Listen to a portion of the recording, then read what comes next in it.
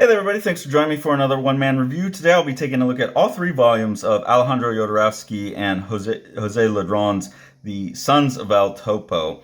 This was put out by Archaea Press, and I'm reading this as a ongoing series of videos exploring all of the Jodorowsky stuff I've been able to get my hands on. I think I've got most of it that's translated in English. This was kicked off by Humanoids putting out the Jodorowsky Library, which was collecting a lot of the things that were harder to get a hold of and put them all in one spot. But this, The Sons of El Topo, is a much more recent thing. Ladronn is somebody that Jodorowsky started working with on an Inkall follow-up, and it seems like this is an artist that he has put into like his Moebius level. You know, this is one of his artistic spiritual warriors that he's going to want to work with on a lot of projects.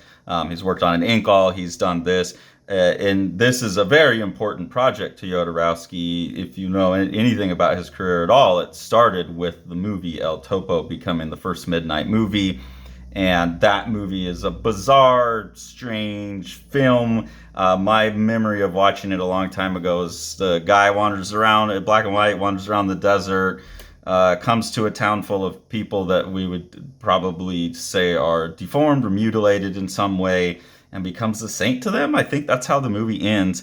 This book was intended to be a sequel to that movie, and like with a lot of Jodorowsky stuff, he's not able to raise the funds to make a movie, so he makes a comic, and it is, a direct sequel to that. So it picks up here with kind of like a far into the story. We're jumping a little ahead into the story, and you see the two brothers, or no, this is the son here saying he cannot kill his father. And so this is Cain, and he heads off to kill Abel, and this is the El Topo character here. So he's now a saint, and there's some stuff going on between them, but problems in the family, you pick that up at the beginning.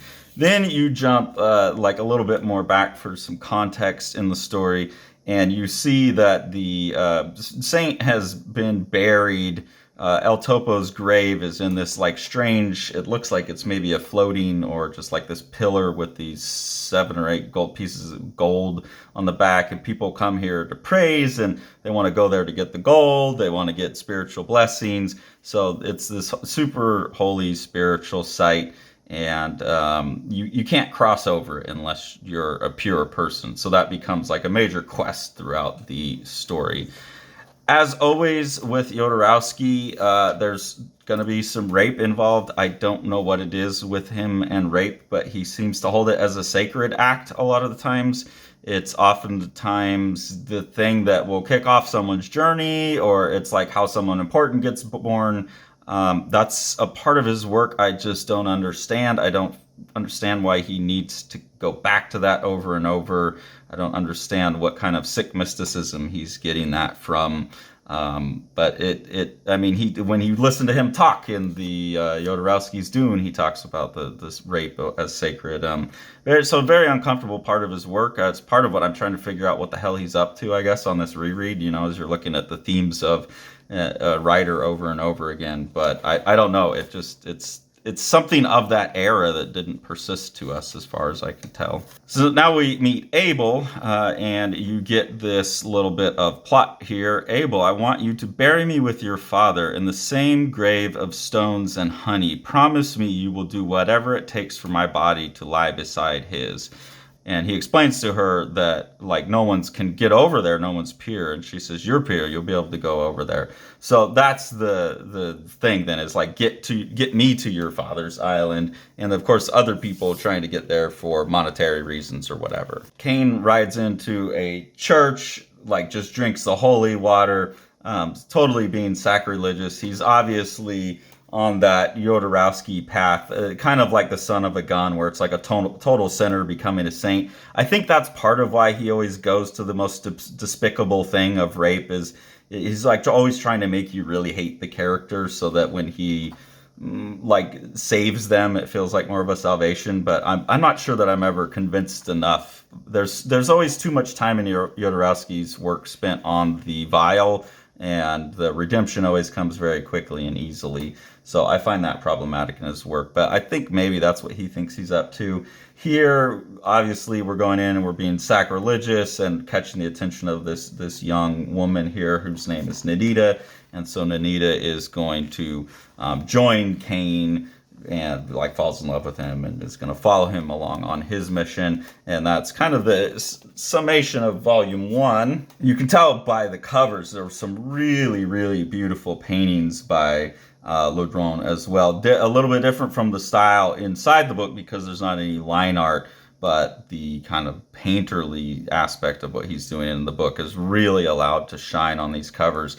I particularly like the face on this one. I think it glows in a really beautiful way. And I mean, I guess I could be talking more about Ladronn's art on the inside as well, but I think it's just kind of this obviously beautiful stuff. It speaks for itself. Beautiful compositions everywhere. Beautiful sense of line work. If you took away the colors, they'd be beautiful black and white drawings. And then the colors add so much. There's just like these little glowing lights in the fog, all these little lightning bugs or whatever. Just such a beautiful atmosphere in this bog right at the beginning. And yeah, it's just a pleasure. So it's easy to see why Jodorowsky, when you stumble across someone like a Moebius or someone like a Ladronn, who has such imaginative powers, yeah, you don't get rid of an artist like that. Obviously here we're having rape again, always. Here it's even contextualized by Jodorowsky in the writing as a holy rape. Let the rite of holy rape begin. This is being done to the Nanita character who's been following Cain. So that's what you get for your devotion, is you get raped. And part of a holy act. And really, Jodorowsky, what the fuck, dude? And then it gets even fucking wilder, where this guy is like, she's impenetrable. I think she broke me. So like, what is that, Jodorowsky? Like, she's so pure that like her hymen's made of metal. And then he gets so mad, like he's like, I'm gonna break her in two, and then it's like burns him. It's like, it's just so weird. It's weird, man. It's really weird.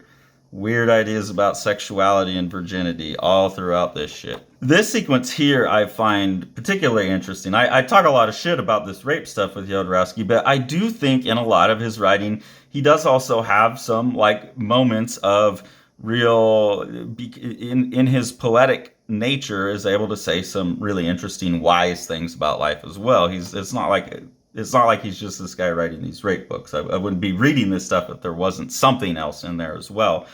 And so like a moment like this, I find really, really interesting, where Abel has gone into this church where this general is at, and the general's lost his mind. He thinks he's a dog. This guy that they want to get on their side because he's a good fighter, but you can't get near him. He's crazy. He's a dog. And instead of going against that, Abel pretends to be a dog too. And leaning into the madness as a way of curing madness is an interesting idea. I don't know that it's, I'm not a psychologist. I don't know that that's the best idea. Maybe it works with some people. I don't know. Maybe it wouldn't work with others. But it seems like an interesting idea. That at least you at least have to bridge the gap first. You have to meet someone with where they're at before you can make an impact on them. And I think maybe that's a better way to put it. In this volume, we're introduced to Lilith, someone else who obviously wants something out of the world and is going to want wealth and money. I quite like the look of how her face is drawn here. Kind of Crepa-esque somehow. Something about it reminds me of that, but the really thick, dark lids and the texture that's used in the hair, I really like that. I don't know why she's just like wandering around in leather with her tits out, but heavy metal era creators. In this scene here, you get Nanita coming up after everything she suffered for this awful person Cain's sake.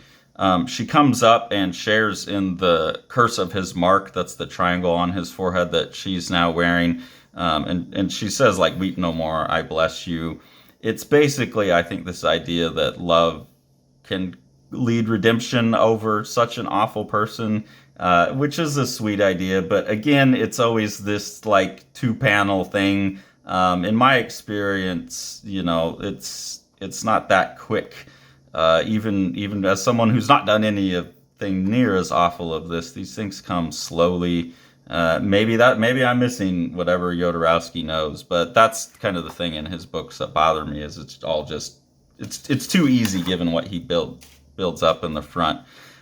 Some pretty wild, fun action scenes here. You can see Abel cutting this guy's feet off and the blood squirting out. Again, we've got Lilith here wandering around in the desert with guys chopping each other's legs off butt naked. So I don't know what that's about, but the art's amazing all the way. And again, looking at the covers on Volume 3, we have another beautiful cover. This one feels very much like the art that Travis Charest was doing on the Meta Barons. To me, the little bit of Meta Barons work that Travis Charest did finish. So I can also see why, like Jodorowsky finding Travis Charest was like, oh my God, this guy's amazing. And then, 8 years later and 2 pages of artwork is like, this ain't gonna work. So when you find someone who can do that same level of quality of art, but actually produce, exciting. And that is what Ladronn is. So now Abel is teamed up with Lilith. He's still got his mother, and he's trying to get his mother to Dad's grave on the island. They're in some wild, crazy casino thing out in the desert, but they're on their way, and they're going to be bumping into Cain eventually. A fun little moment here where Jesus, a guy dressed as a whole room full of men dressed as Jesus, pull Lilith over for some fun. Of course, Jodorowsky's got to get some taboo sacrilege in there as well. An interesting thought here where Cain brings Nita up to this young healer woman, and he's asking her basically to heal him of being in love, like that's almost, I don't deserve anyone's love. The old woman will heal you, fight it. Like, please make her quit loving me. I don't deserve it. And she says, I can heal anything except love. And I think that's a nice little statement, like it may hurt, but it's not something you can heal. It's a thing that's good for you. And I like that idea. There's some really nice, like Sergio Topi type of mark making going on here and there, where I could see like Ladronn still adding new things to his art as he goes. I mean, as someone who's been interested in his art for a long time and followed it all the way back from when he was doing like Inhumans, kind of like a Jack Kirby type of thing. It's fun to see someone constantly evolve and add new vocabulary, and he's continually doing that. And then here we get where now Cain is going to be put on the path back to his father, and this woman is saying, take her to the holy island, and you got to feed her the honey from the father's tomb. And he's going to have to figure out how to do that, since he's not pure. Is he going to be able to get across it? Jodorowsky's abuse of women, it goes much further than rape.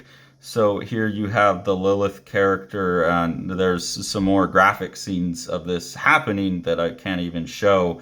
But obviously it has just absolutely been mutilated here. It's vicious and disgusting. They've cut her breasts off, cut her nose off, cut her mouth open. So many wounds all across her body. I don't know why he has to go to this over and over and over again.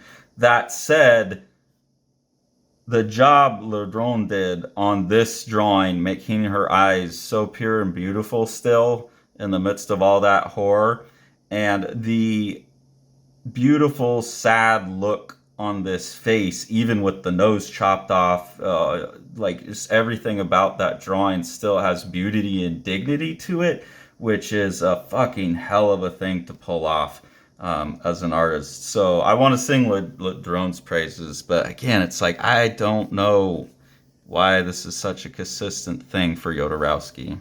In this sequence, the dog man that's been woken back up, he starts to think that he solved the problem of getting across this bridge, where you have to be pure, is if you like cut the flesh off of something pure and bring it with you, then you might be good to go. So here he is. Again, like going back to the old original El Topo, where you have a town of like people that would be considered at the time disfigured, even if they're all just have dwarfism or whatever.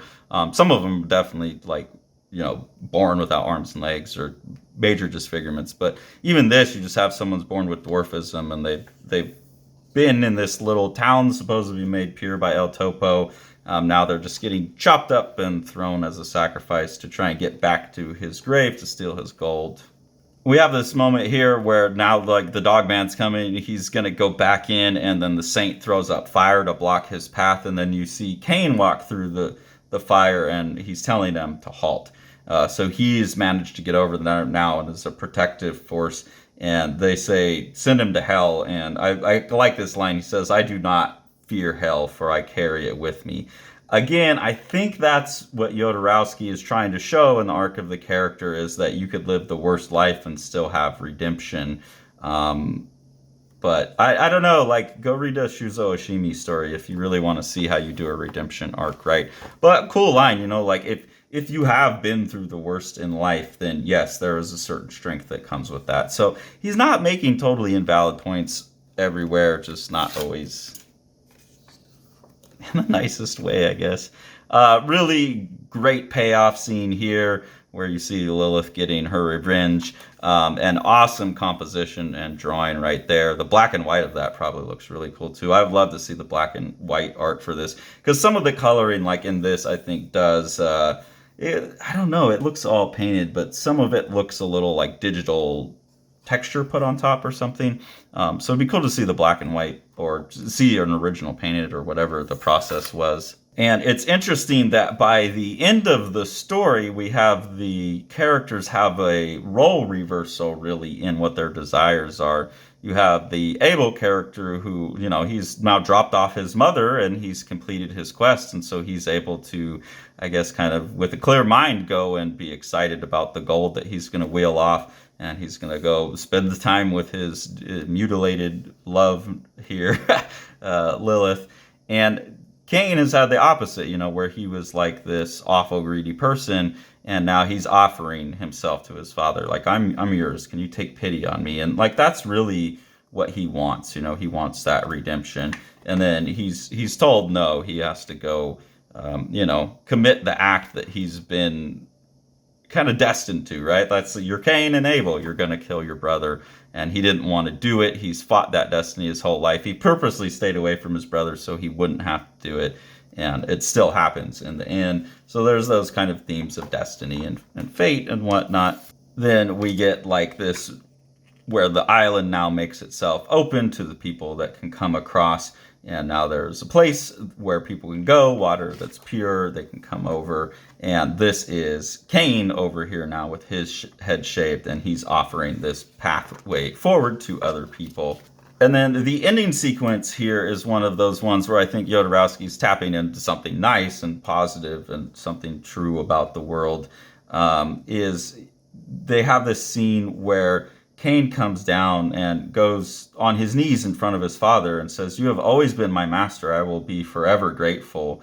And it's like a perspective trick going on, that he stays the same size, but his father shrinks, or his father stays the same size and he gets better. But eventually he brings the father into him. His father is much smaller than he is, but Cain is able to absorb him into him. And I think that's where you get Jodorowsky being wise without being disgusting, is that if a father has really done their job properly, their child will be bigger and stronger and more impressive and more potent of a person than they are.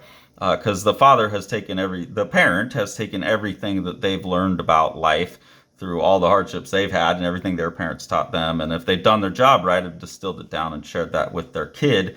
And in that distillation process, it should be more and more wisdom accruing. Unfortunately, we tend to just pass on trauma and all that. But I got very lucky. I got lucky that I had great parents. I have a great father. I have a great mentor also. I call my art father.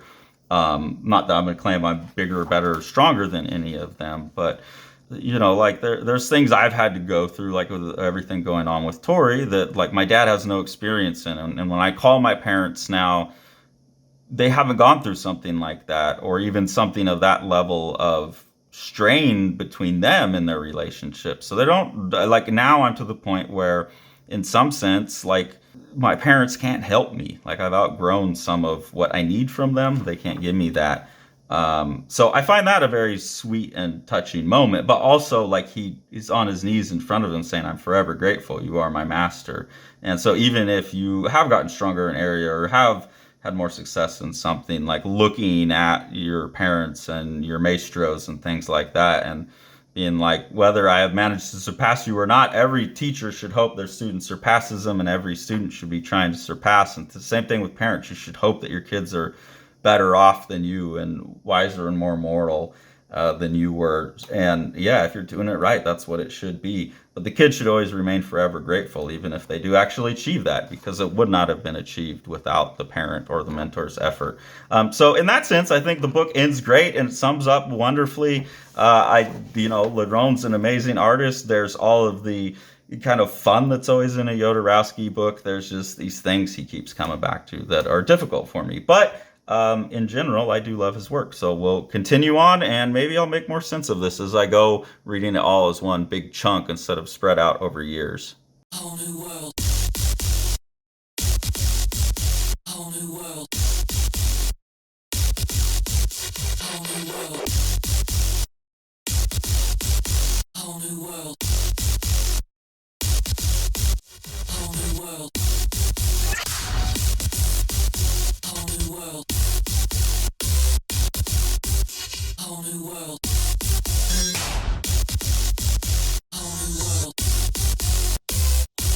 For you and me.